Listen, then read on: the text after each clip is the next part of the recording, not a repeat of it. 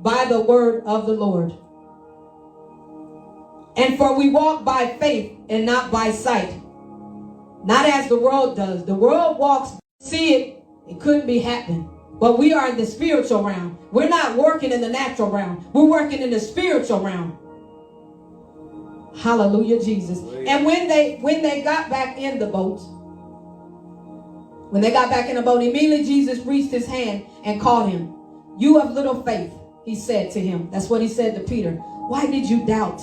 You see, he doubted. He took his eyes off of Jesus. If he kept his eyes on Jesus, he wouldn't have doubted. He would have kept continuing to walk. And when they climbed into the boat, the wind died down. Then those who were in the boat worshiped him, saying, truly you are the Son of God. They climbed back in the boat.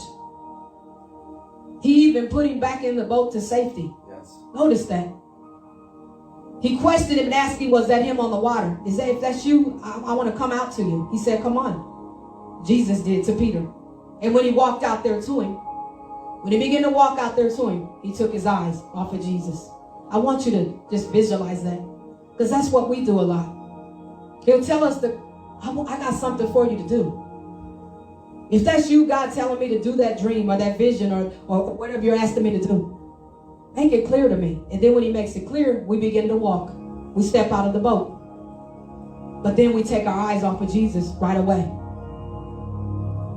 Amen. We take our eyes off of Jesus. Yes. And we begin to sink. But even though he still picks us up like he did immediately, he picked him up. And then he put him back in the boat among the rest of them. And they said, you know what? Truly you are the Son of God. Because we didn't see you walk on water. You didn't save him. Let me tell you this. There's some people that you don't know. They got their eyes on you. They know what you're doing is nothing but it's the hand of God on your life. They know it's the hand of God on your life. They know you couldn't do it by yourself. They know you wasn't doing that at first. They know that there's no way that you can do whatever it is you're doing. So even when Peter was walking out there on water, think about it. And Jesus lifted him up. When we're doing something for God, somebody got their eye on you. When you're going through that test and that trial, Peter was going through a test and a trial in that water. Think about it. And Jesus reached down immediately and pulled him up out of that storm or that waves, winds, or whatever it was.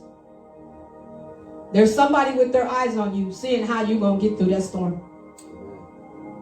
But let me tell you something. You're not by yourself going through that storm. For we walk by faith and not by sight. Let me say this. You are about to walk into a miracle that you didn't see coming. You are about to walk into something that you didn't even see coming. It's not by accident that you heard this word. If you tuned in, you seated in the presence. It's not by accident that you heard this word. God is saying, your faith made you get out of the boat, but you got a little bit of fear. And God understands that. Because when we are weak, then we are made strong, because he's strengthening us through that storm. He's strengthening us through whatever we're going through, the tests, the trials, or whatever it is, the waves, the winds. And yet he calms the waves and the winds to give us peace. Hallelujah, Jesus.